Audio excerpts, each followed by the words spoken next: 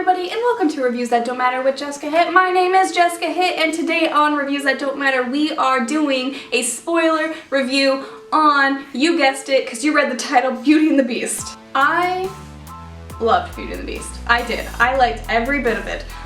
There was one thing I would change about it, and I'll go into that in more detail a little bit later, but as a whole, I thought it was done very well. I liked the casting in it, I liked the way they did the songs in it, I liked the imagery of everything.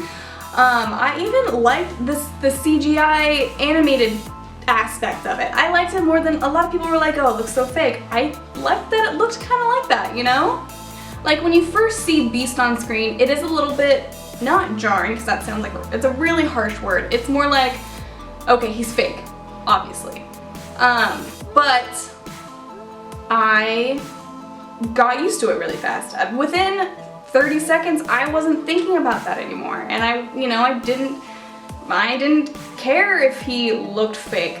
I liked from the beginning. I liked the look of like Lumiere and Cogsworth and all of them, Mrs. Potts. I thought it looked right.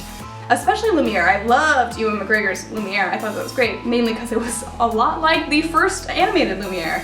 And that's also kind of what people, I don't know if that's what people are not liking, that it seems so... Here's the thing. It is very, very similar to the animated 1991 version, as it should be.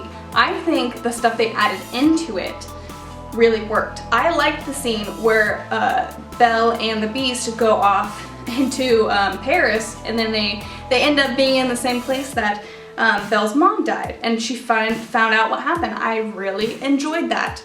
I enjoyed the songs they added. I enjoy the songs that they stayed the same, like Gaston and Something There, and of course Beauty and the Beast and all that kind of stuff. Like, I cannot believe that this movie has like 68% on Rotten Tomatoes. I think that is way too low. Way too low. I think people are being way too harsh on this movie, and maybe it's because this is a movie, it broke barriers. This is the first animated film ever to be nominated for Best Picture, and this is when Best Picture was only 5 movies. Now it's up to 10. 10 movies could be nominated each year, and it's more, we've seen cartoons or animated films be nominated for that. But this was the first time ever. Beauty and the Beast was also nominated for 3 out of the 5 original songs. Like, that's huge. Like, this was a huge movie. Everyone loved it. I really enjoyed the animated Beauty and the Beast. It is not one of my favorites. There's a lot that is okay. I don't know. I prefer Mulan. I prefer Lion King. Any of those movies, the stuff that came after it in the 90s, I really enjoyed. Hercules. I love Hercules. So maybe that's why I felt so good coming out of Beauty and the Beast, because that movie was never my favorite. Like, when they redo the live-action Mulan movie that they're doing, I might come out of that movie judging it really harsh, because that is my favorite animated film of all time. I love Mulan. She's my favorite Disney heroine. She's one of my favorite heroines in movie history, and I really want them to do it correctly. And so I might come out of that movie being really harsh on it, like a lot of people are. A lot of the critics are just like, are kind of just like down and out on Disney's live action remakes, which is so stupid. I mean, Cinderella was great, the Jungle Book was great. I heard great things about Pete's Dragon. I didn't go see it, but I heard great things about it. We don't count the Alice in Wonderland stuff and Maleficent, because I hate Maleficent. But those were all really good, and I think this was a great movie, and people went out in droves to see it. This made $170 million opening weekend. Huge. That is huge. It cracked the top 10 of best openings of all time.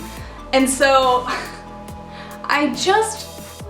when those reviews started coming in, I was really like, are you guys kidding me? Like, are you guys expecting this masterful tale? Because in my opinion, the Beauty and the Beast tale in general was not the greatest. And that's for me personally. As I just said, it's never been one of my favorites. It has been some people's favorites. And then like the stuff about like the bestiality came out, and I'm just like, this movie has been out for ages. Everyone jokes about it being bestiality. Like, that's not a new thing or a new controversy for this stupid film. Like, get over yourself. And then there was all that controversy with the stupid gay moment in there, and I'm just like, if you rewatch that 1991 animated version, as an adult, you're like, yeah, LeFou's gay. That's kind of how it is. If you didn't think that, then you're stupid. So and also, I don't think Disney needed to come out and say that there was a gay moment. I think they should just had it be, because it shouldn't be a big deal, is what I'm trying to say. You know, that should just be a normal thing. And I think we need to start treating it more like a normal thing as opposed to like a big deal. And then having stupid theaters freak out and like, we're not playing this because it's a liberal propaganda or some bullshit like that. Okay, I'm gonna stop with my rant about that, because I could go on forever and I could probably make a lot of people angry, because this is the internet. People get angry and people think that they can just type things out and be really terrible people and like say that they want me to die and all this stuff just because I made a comment on something that is, you know, solid. Anyway, back to the movie that I loved. And you know what I think I really liked it is because I cried watching this movie. And I didn't go into that movie thinking I was gonna cry. And admittedly, I cry very easily at shows, TV shows, and movies. I just do. I think that I just get so wrapped up in the story that's what happens. I tried not to do it, but I bawled in Beauty and the Beast. And I didn't expect to go in there and care that much, especially in a story that all of us have seen. Like, I've never met someone who has never watched Beauty and the Beast.